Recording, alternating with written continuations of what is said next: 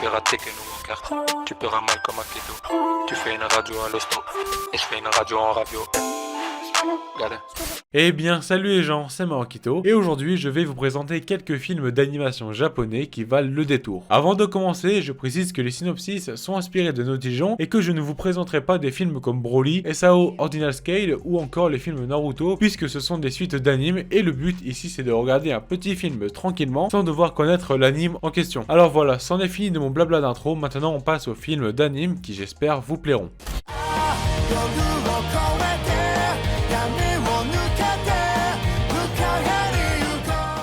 On commence avec Kimi no Suizo Watabetai, 1h48 de romance, de school life, de quotidien et surtout de drame. Dans ce film, nous suivons l'histoire de Shiga et de Yamoshi qui se sont un jour rencontrés par hasard dans un hôpital. C'est d'ailleurs à ce moment que la vie de Shiga, un lycéen à la vie monotone, change. En effet, dans la salle d'attente de l'hôpital, il tombe sur un journal intime qui est celui de Yamoshi, sa camarade de classe, dans lequel elle révèle qu'elle est atteinte d'une maladie rare qui touche son pancréas. Après cette rencontre, Yamoshi va être un peu forceuse avec Shiga suite au fait que ce dernier soit le seul camarade au courant de sa maladie, au point que nos deux personnages se mettent à passer beaucoup de temps ensemble. Ce qui fait que par la suite, ils se sont plus ou moins attachés, surtout Shiga, lui qui auparavant n'avait aucun ami et qui vivait dans son coin. Donc que dire sur ce film vraiment très bouleversant? Tout d'abord, je dirais qu'il a vraiment été une claque pour moi au vu des choses qui se sont passées, il a été déclencheur de frissons et aussi je suis resté bouche bée sur la fin vraiment assez choquante, mais je n'en dis pas plus. Le synopsis parle de lui-même, le titre aussi, puisque si on le traduit, Kimi no Suizo Watabetai devient je veux manger ton pancréas, qui est une phrase phare du film qui signifie en gros que si Shiga mange le pancréas de Yamoshi, l'âme de cette dernière vivra toujours en lui. D'ailleurs, parlons-en de Shiga, ce personnage écarté de la société. Personnellement, il me fait beaucoup penser à Meursault, le personnage principal du roman L'étranger d'Albert Camus à cause de sa façon d'être. Je m'explique, Meursault s'en fout un peu de tout, la preuve est que dans le roman, sa réponse à une demande en mariage et ça m'est égal. Ce qui en dit long sur le personnage et sa neutralité au monde qui l'entoure, tout comme Shiga qui vit dans sa bulle sans se soucier du monde et des gens qui l'entourent. Et aussi, ce que j'ai vraiment aimé, c'est le comportement de ce personnage et ses changements au fil du film, puisque de base, comme je l'ai dit juste avant, c'est un lycéen solitaire à la vie monotone et étranger au monde qui l'entoure. Bon, maintenant, pour ce qui est du visuel, au début, les traits et l'animation peuvent paraître assez spéciaux, mais on s'y attache rapidement, même si parfois l'animation est en 3D, ce n'est vraiment pas trop dérangeant, malgré le fait que moi, je déteste ça. Je rajoute aussi un point qui m'a plu, qui est la différence de caractère de ces deux personnages et le paradoxe que ça implique. Parce que oui, le temps de Yamoshi est compté puisqu'elle est consciente que son dernier souffle arrivera, mais malgré ça, elle est toute souriante, joyeuse et pleine de vie, alors que Shiga, lui, il n'a rien, il a toute la vie devant lui, mais malgré ça, il est assez indifférent, il est très neutre, comme je l'ai dit juste avant, ce qui implique un certain paradoxe, puisque là, c'est celle à qui il reste le moins de vie qui en est pleine, et c'est celui qui est la plus longue, qui vit sans se soucier du monde qui l'entoure. Dans un sens, ça semble logique que Yamoshi profite à fond du temps qui lui reste, mais je voulais soulever ce point qui montre la grosse différence qui sépare nos deux personnages. Et pour en finir avec ce film, je pense qu'il peut plaire à tout le monde, surtout à ceux qui aiment les relations qui se forment petit à petit et à ceux qui sont sensibles aux histoires qui contiennent une personne atteinte de maladies mortelles.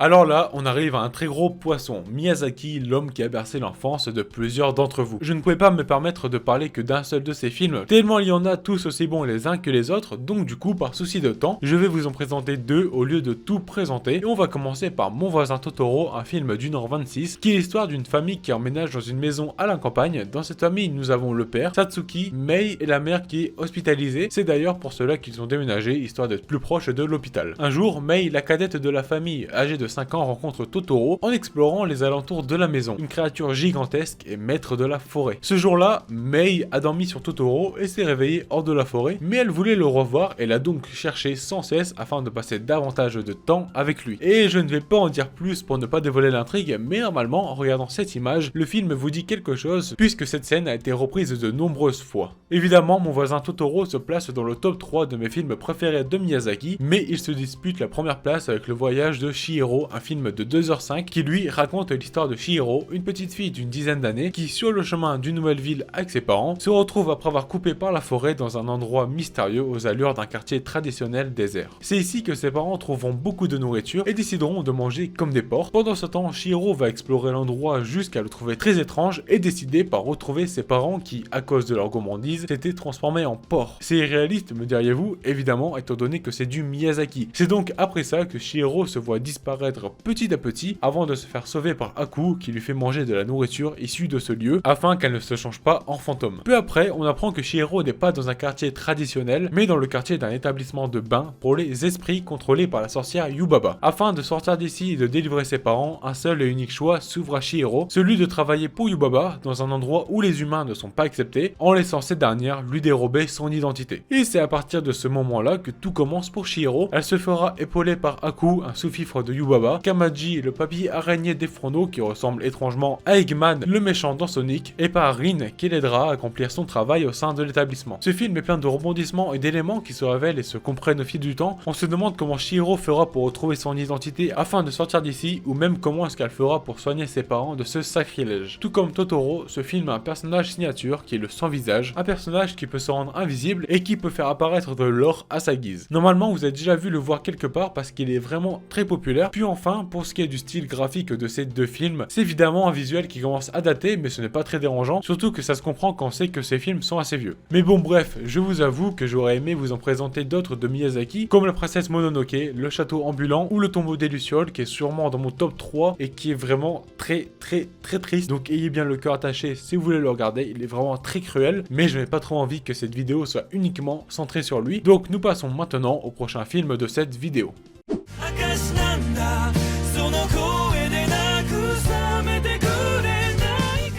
Je vous ai vaguement parlé de ce film dans la vidéo sur Domestic Nakanojo, mais je vais vraiment vous en parler aujourd'hui dans cette vidéo dédiée au film d'animation. Tout d'abord, je précise qu'il est disponible sur Netflix, donc aucune raison de ne pas le regarder. C'est Flavor of Youth, un film qui dure 1h15 avec un scénario qui m'a vraiment plu, parce qu'en gros, le film comporte 3 parties, donc 3 histoires. Toutes se passent dans des villes chinoises, mais toutes impliquent des personnages aux vies différentes qui ne se connaissent pas du tout. C'est un film mêlant romance, drame, slice of life, et pour ce qui est de l'histoire des personnages, la première c'est celle d'un salarié de Shanghai qui retourne dans son village d'origine pour se rappeler les nouilles que lui faisait sa grand-mère. La seconde concerne deux sœurs qui partagent le même rêve, c'est-à-dire travailler dans le monde de la mode, mais pas dans la même profession, l'une en tant que modèle et l'autre en tant que styliste, et vous comprenez ici que c'est deux métiers assez complémentaires, donc ça tombe très bien. Pour finir, la troisième histoire, quant à elle, c'est celle d'une amitié entre une jeune fille et un garçon tout aussi jeune à Shanghai dans les années 90. Voilà, c'est tout pour ce qui est du synopsis des 3 histoires, mais je précise que chacune de ces 3 parties sont réalisées par des réalisateurs différents. Je vous mets leur nom à l'écran parce qu'on va pas se mentir, j'ai pas envie de recommencer 50 fois cette phrase à cause de leur nom assez compliqué pour un petit français comme moi. Désormais, pour ce qui est de mon avis, j'ai vraiment adoré ce film. Bon, c'est comme tous ceux de cette vidéo, mais je précise quand même en me justifiant par le fait que j'ai particulièrement aimé le fait d'avoir dans un seul film 3 histoires tellement différentes, mais aussi tellement proches les unes des autres. Je n'avais encore jamais vu de long métrage de ce genre, et en revoir des aussi bien faits ne me dérangerait pas le moins du monde, tellement ici c'est réussi. De plus, c'est justement ça qui me fait penser que ce film ressemble plus ou moins à un corpus. Vous savez, c'est ce truc qu'on nous donne à faire en français dans lequel nous avons plusieurs textes qui se ressemblent plus ou moins et qui tournent tous autour d'un thème. Ici, le thème, je vous laisserai le découvrir en regardant ce film qui normalement vous procurera des frissons tout comme il m'en a procuré à moi. Maintenant, pour ce qui est du visuel du film, il est tout simplement merveilleux. Que ce soit les dessins ou l'animation, c'est vraiment dingue. Je vais essayer de vous mettre un extrait dans lequel on voit des nouilles et soyons honnêtes, c'est juste merveilleux je trouve de gérer comme ça le style graphique. Après bien sûr tout ça n'est qu'une question de goût, mais j'imagine que le visuel ne vous laissera pas indifférent, ou en tout cas c'est ce que j'espère. Donc moi je vous invite à ouvrir Netflix dès la fin de la vidéo, mais en attendant on passe au prochain film.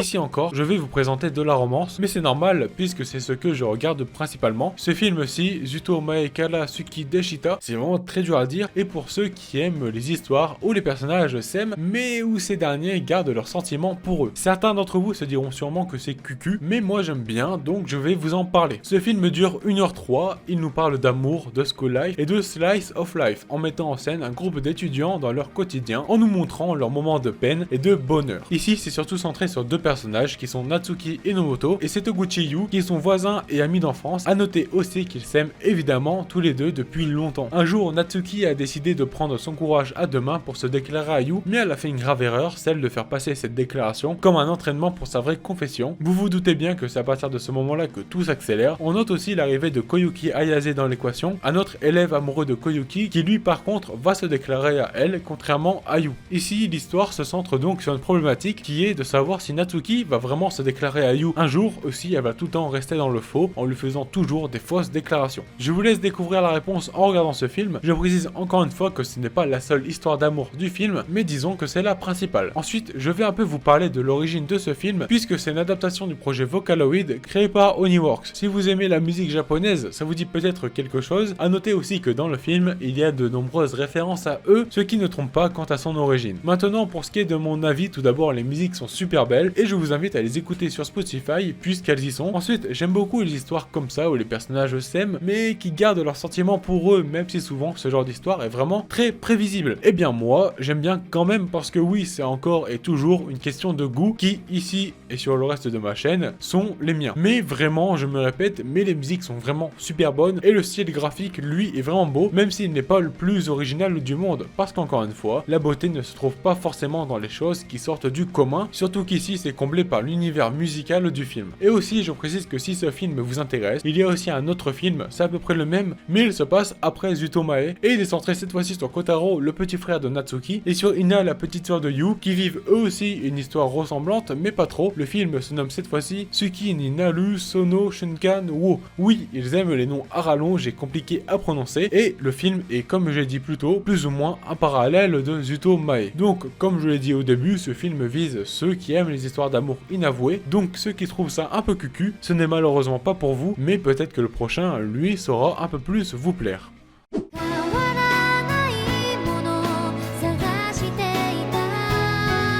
Normalement, celui-ci vous le connaissez, mais je ne pouvais pas l'exclure de cette vidéo. C'est La Traversée du Temps, un film de 2006 qui a fait énormément parler de lui. Si vous ne le connaissez pas, ce n'est pas très grave, je vais vous en parler. C'est l'adaptation d'un roman de Yasutaka Tsuisui qui a pour personnage principal Makoto, une jeune lycéenne un peu garçon manqué et peu intéressée par l'école. Un jour, elle reçoit le don de pouvoir traverser le temps, d'où le nom du film, et c'est grâce à ce don qu'elle va pouvoir améliorer ses notes, aider des amis, manger à répétition ses plats préférés. Pour faire simple, elle peut traverser le temps et par conséquence, elle peut le remonter afin de changer le cours de ce dernier. Mais il y a une chose qui était inconnue à Makoto, influer le cours du temps, et bien parfois ça peut être assez dangereux et fatal. La Traversée du Temps est donc un film sur le voyage temporel, le slice of life, ainsi que l'aventure, puisque Makoto va donc en vivre une à travers ses voyages répétés dans le temps. Maintenant, pour ce qui est de mon avis, je pense que si ce film est autant aimé, c'est tout d'abord pour son univers, mais aussi pour son scénario qui consiste à pouvoir retourner dans le temps, parce que oui, ce genre de choses ne vous laisse normalement pas indifférent. Qui ne s'est jamais dit qu'il aimerait remonter le temps pour faire ou ne pas faire telle chose? Je pense que personne n'y a jamais pensé, et ce film illustre très bien ce rêve en mettant très bien en scène les dérives de celui-ci, parce que bon, voyager dans le temps c'est bien, mais au bout d'un moment, il y a forcément de très gros dommages qui s'impliquent. Et pour appuyer sur le fait que voyager dans le temps est quelque chose d'assez convoité, je vous invite à écouter cet extrait. Si je pouvais traverser le temps comme Makoto, retrouverais-je les personnes qui m'ont quitté, aurais-je près de moi les choses dont je manque d'or?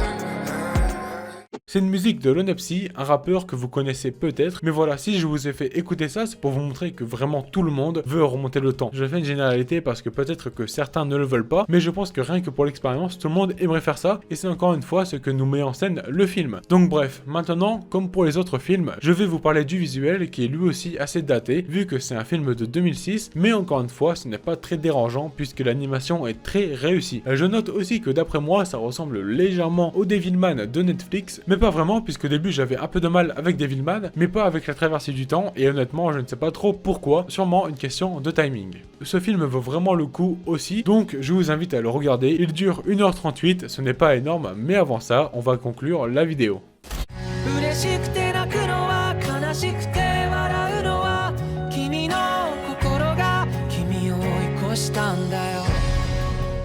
J'en ai fini avec mes présentations de films, vous l'avez sûrement remarqué, mais je n'ai ni parlé de Your Name, ni de Koe Nakatashi. La raison est que j'ai déjà fait une vidéo dans laquelle je présente des films d'anime. Elle date pas mal, elle est pas ouf du tout, mais elle est malgré tout toujours en ligne. Mais si ces deux films là vous sont inconnus, je vous invite aussi à les regarder, tout comme par exemple No Game No Life 0, qui se passe avant l'anime No Game No Life. Donc voilà, j'espère vous avoir fait prendre connaissance de certains films qui vous plairont, et c'est sur ces quelques mots que je vous souhaite à tous et à toutes une excellente journée ou soirée. Nous, on se retrouve dans une prochaine vidéo. J'examinerai mieux ton sourire pour comprendre autrement l'histoire qui se cache derrière.